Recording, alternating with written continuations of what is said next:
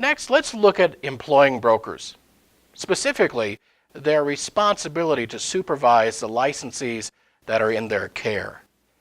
Commission Rule C3 says that any broker that's licensed as an individual proprietorship or acting for a corporation, partnership, or limited liability company must be reasonably available to manage and supervise that brokerage practice. So they must be reasonably available to manage and supervise their firm. It's critical.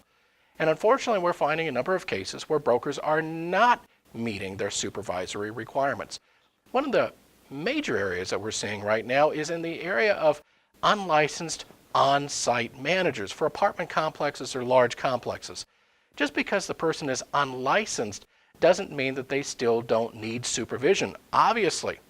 Just remember that offering to rent or lease real estate or renting or leasing real estate requires a Colorado real estate broker's license.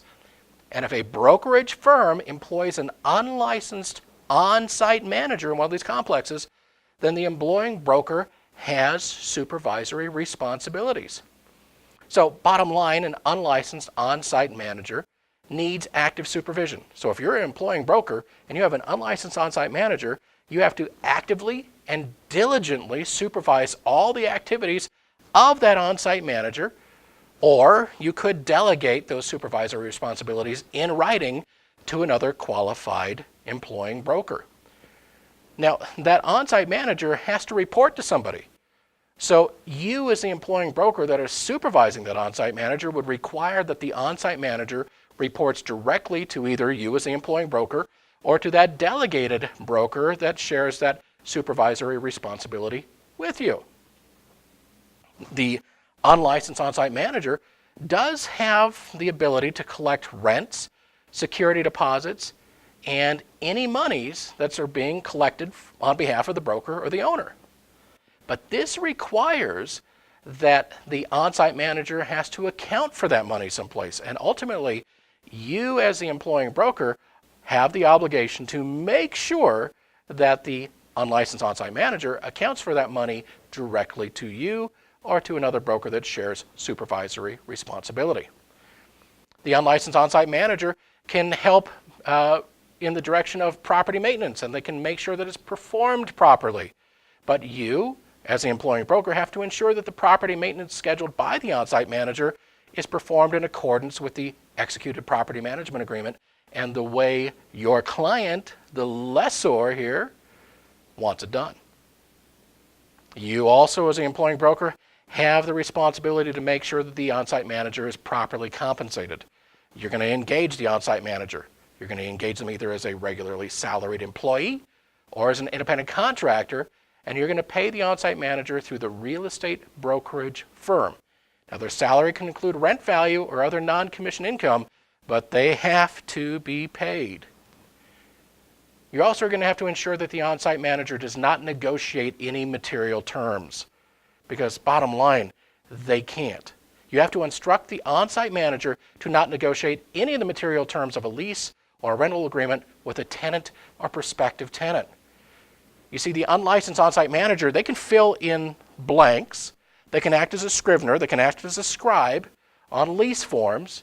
As long as those lease forms are provided by the brokerage firm, they can show prospective tenants available units, quote rental prices that are established by the owner or you, the broker.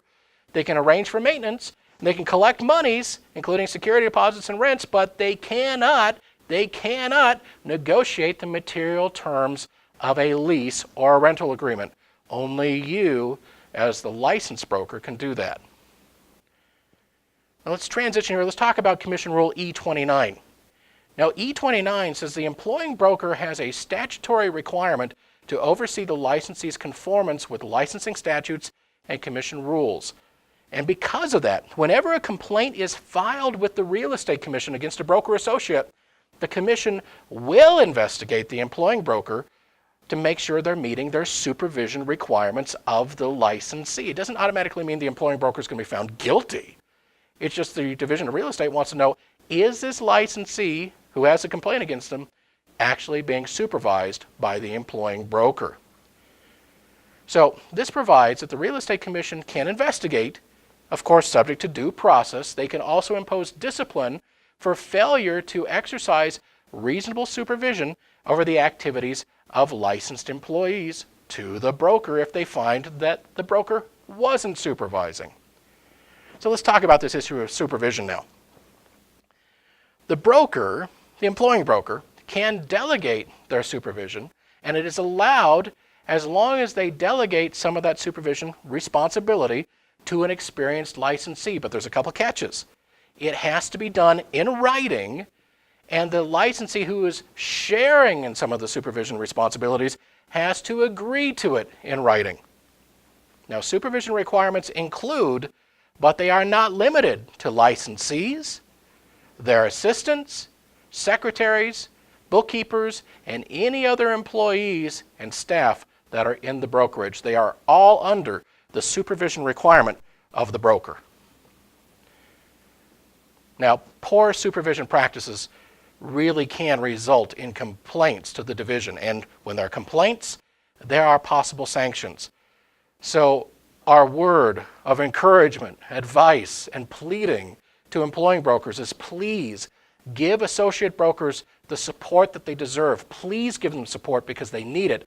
Help them thrive. When they thrive, your companies thrive. When they have support, complaints are less, and it makes everybody's life so much better. And if you're an employing broker and you really don't want to give adequate supervision, you don't want to give this level of attention to your associates, please assess whether or not a supervisory role is right for you in this case. Because even if you delegate your supervision requirements, you're still sharing your supervision requirements. It hasn't removed it from you.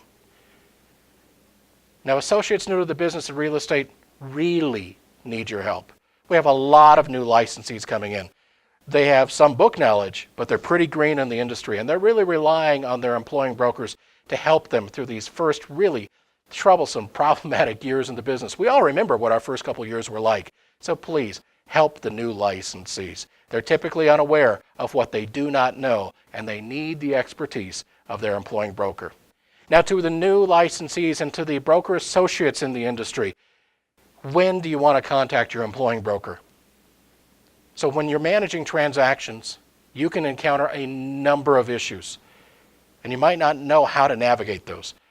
So you want to contact your employing broker when you're unsure of the proper procedure. Definitely contact your broker sooner rather than later when there's a possibility of a fair housing complaint or a fair housing issue. If you have issues with your clients, get your broker involved quickly. If you have issues with other licensees, there's a lot that the broker can do politically to smooth over some troubled waters. And anything that potentially can cost your client money, make sure your broker is involved with you right away. There's a smart way to play this game. And if you're a broker associate, having a really engaged employing broker with you is one of the best ways to win the real estate game.